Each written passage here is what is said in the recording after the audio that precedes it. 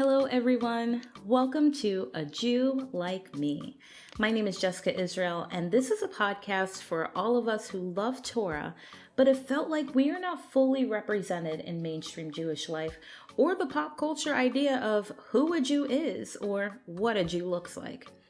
We are the children of Abraham, and this podcast is to create our place at the table, let our voices be heard, and celebrate the multiculturalism of Judaism. Let's get into our episode.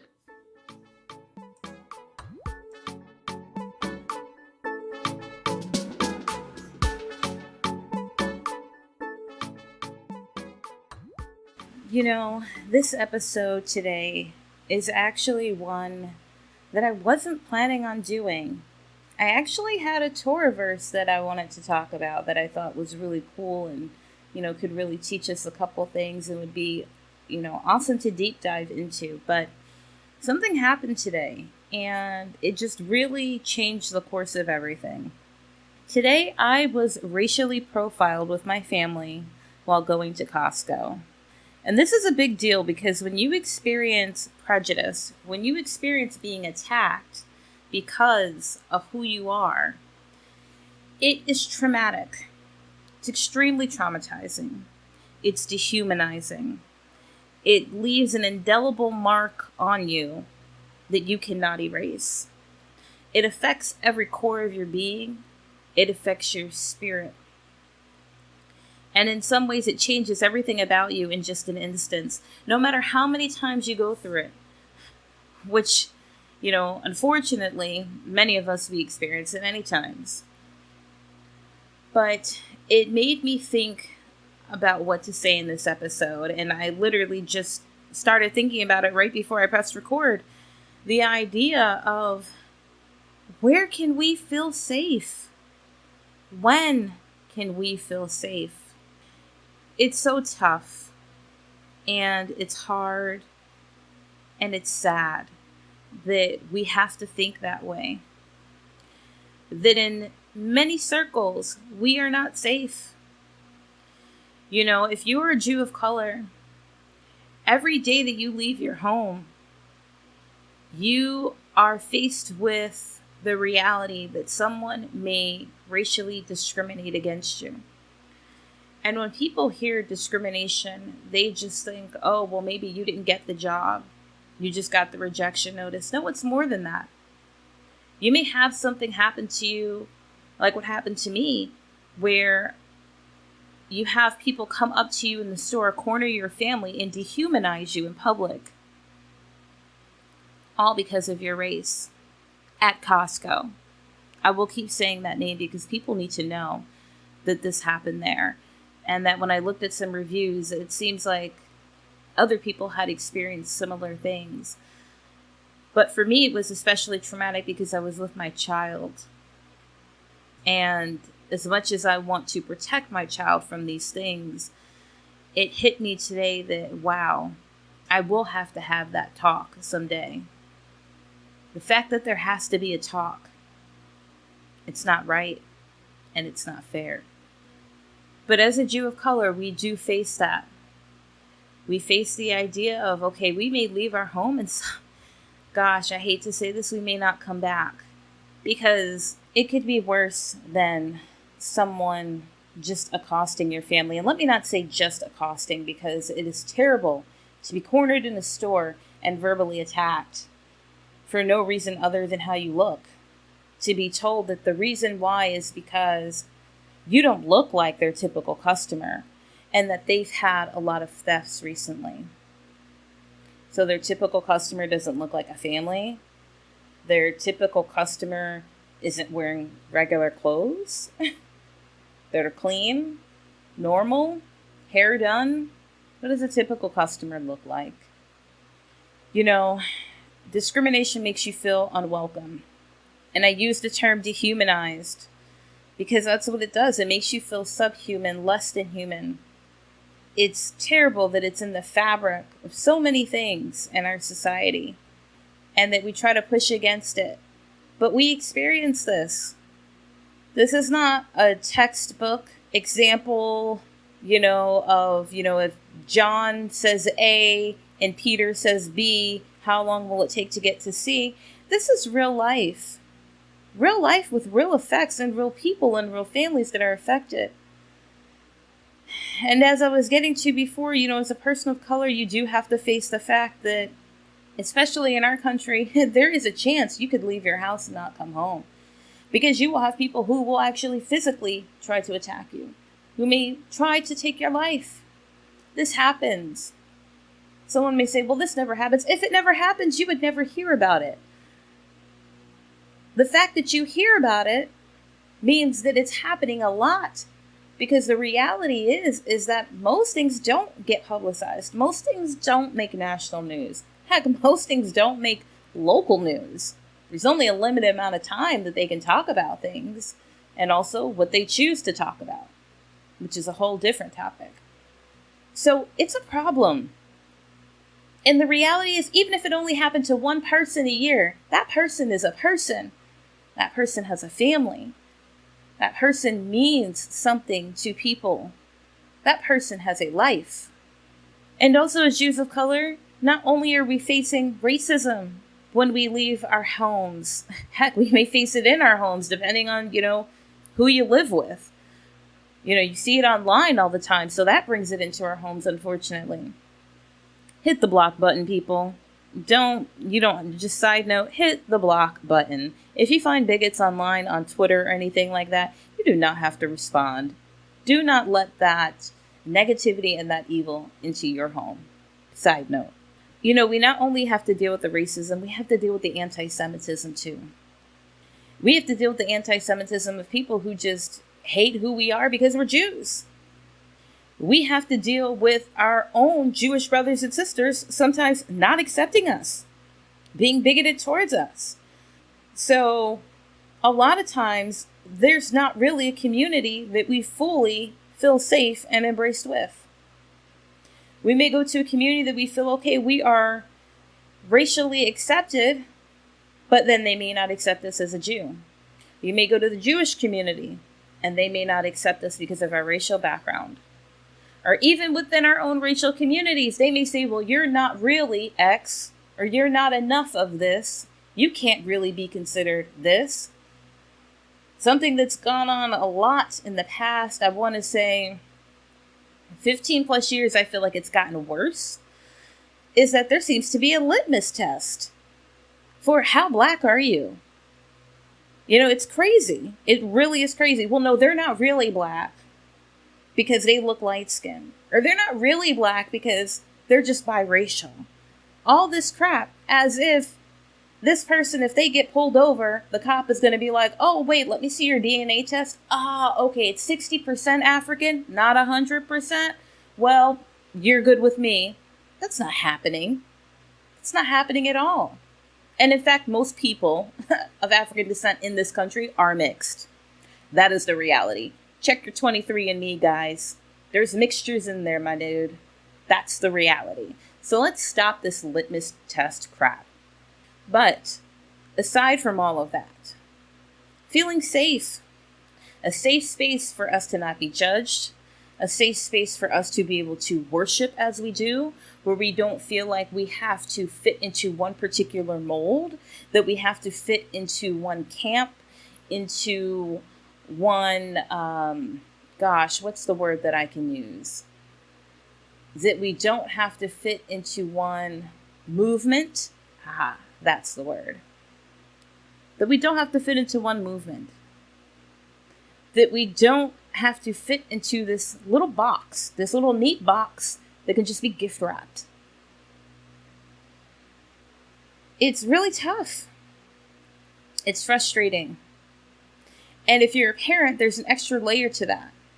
Because when you're cognizant of these things, when you recognize these things, your goal is to make sure your child doesn't have to experience them. Your goal is to protect your babies. Your goal is to arm your child with knowledge, with understanding, and with strength, to give your child the strength, not have others dictate who they are, to not be defined by what others say or do, right? So here we are, talking about safe spaces. The fact that we have to figure out a safe space rather than saying, oh, maybe those are unsafe spaces that we shouldn't be in, is a problem. Like, let's step back and think about that. We have to find a safe space? By just saying that, it tells us that by default, it's not safe for us out there. If we have to find a safe space. Because if by default it was safe for us, it would just be, stay away from those unsafe spaces. Everything else is good. Just stay away from those unsafe ones.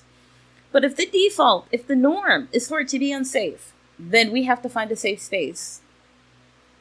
I mean, you see attacks on people all the time because of their race, because of their ethnicity, because of their faith. And Jews of color are constantly faced with saying, hey, I'm still a person of color here. I still have these other things that I've got stacked up against me in this country. I still have these other experiences. You know, you see these things happening. You see people being attacked. You see the things that are written online. You see the hatred that is sown. It is really scary out there, guys. It's scary.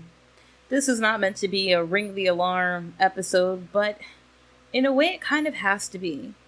Because this is our real life. This is what we're living.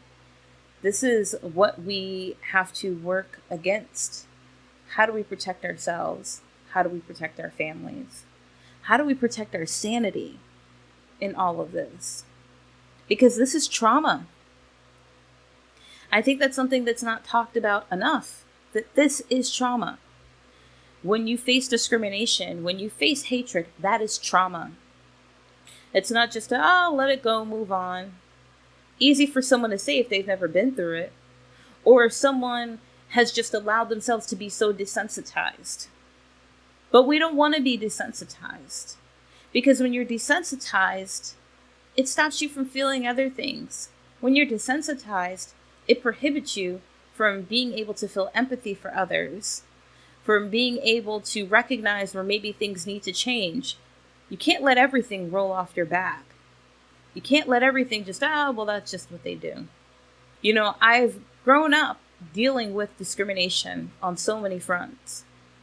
I remember when I was a child and another kid put Tamagotchi Gigapet in my backpack, if you guys remember what those are. And they said the black girl stole it. It's literally how they refer to me, the black girl stole it. I had never stolen anything in my life. It was shameful. It was disheartening. It was embarrassing. And to have someone do that to me as a child, I had to be maybe in 4th grade. It was heartbreaking. I couldn't imagine something like that happen to my baby. And so many other incidents that I could recall. Incidents regarding my race. Incidents regarding my ethnicity in general. Because as we know, race and ethnicity are not the same thing. Which is a problem with just calling someone black because you disregard their background. Then there's also been incidents I've had with just being a Jew. After a job interview at a company, the man said to me, hey, do you mind if I ask you a question? I said, sure. He said, well, you know your name. Can I make an assumption based on your name? And I said, well, yeah, I guess. I knew where he was going with that. And so he asked me about my faith background. And I said, yes, I'm a proud Jewish woman. And he said, oh, well, then I guess I can thank you for killing Jesus. And laughed about it. There is nothing funny about that. There's been an incident where my loved one had bacon thrown in their hair at work as a quote-unquote joke, knowing that we don't touch pork. We don't handle pork, we don't touch pork, we don't eat pork. That same loved one just going to work one day, being told, oh, yeah, you're going to ruin Christmas just for being Jewish. These are the things that we go through. So that's why in my previous episode, a little bit back, I said, don't say blacks and Jews. There's not a separation. What about us who fit both categories? And in fact, side note, I'm going to tell you, I'm a little bit bothered that we even continue to call ourselves black. Because now all of a sudden brown is in vogue. We can call people brown. Well, guess what? Black people have brown skin, so why don't you call us brown? If you can make the distinction enough to call a person brown because you recognize their skin is a shade of brown, why can't you call us brown? Why are you still calling us black? Why? Call us brown. Because you know why? Brown is a way to create a distance from blackness while still recognizing that the person is not considered white. And that tells you the truth of racism in this country in of itself. Each time someone says, I'm brown. If you say you're brown, but are still calling someone black, you're part of the problem. The only time I use black is in an instance like this where I'm making sure to communicate in a way that others understand. But really, I don't like using the term. Because we are not black, guys. Our skin is not black. There is no such thing as a black person. Even the person with the deepest, richest skin that you could see, it is dark, deep brown. It's not black. So let's think about this stuff. We have to start changing the language around things. We have to start changing the narrative around stuff as well. You know, it's really up to us. We can't let others define us. We can't let others define our narrative, our story. And we have to start creating safe spaces for ourselves. Because they're not going to do it for us, guys. Other people are not going to do it for us because their life is okay. They're fine. Whatever level of privilege and whatever it comes from, economic, racial, whatever the case may be, they are fine. So they're worried about their needs, and their needs are not our needs. Okay? We may have the same needs as them, but we also have additional ones that they don't have. We have additional worries that they don't have. So we have to create our own safe spaces. It is okay to create something and say, this is a safe space for us. Other people, yes, you know, you can come in, but you have to respect that first and foremost, it's a safe space for us because we aren't safe everywhere else. Well, thank you for listening to my ramblings a little bit on this episode, guys. Hopefully things get better. I would love to believe that this experience is the last time I'll ever experience this in my life. But fortunately, I'm not that naive. Thank you so much for listening to our podcast today. I really appreciate the support. If you would like to get in touch or stay connected, please visit us on our Twitter or Instagram at A Jew Like Me. Also, if you're interested and would like to send a personal donation, because this is a labor of love, my Cash App is Torah Blessed, TorahBlessed. Thank you again so much for the support, guys, and I really look forward to chatting again next time.